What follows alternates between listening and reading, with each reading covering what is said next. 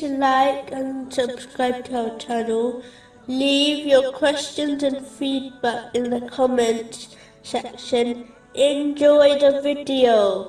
In a narration found in Imam Bukhari's Adab al-Mufrad, number 215, the Holy Prophet Muhammad, peace and blessings be upon him, tells Muslims to repay any favors done to them by others. The minimum they should do is thank them, and not remain silent. It is important to repay favors, as this shows others that a person appreciates what the other person has done.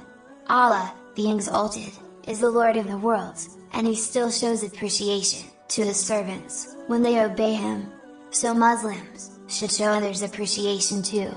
If a Muslim cannot give anything back, they should at least say, "Thank you," as this is a part of good manners. A Muslim should not remain silent, as this is a part of bad character, and can upset a person who has done something nice to them.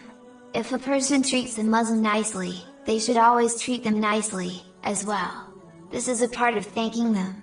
Even if someone acts badly towards a Muslim, they should still treat them with respect, as this good reply shows appreciation to Allah, the Exalted, who protected them from behaving badly.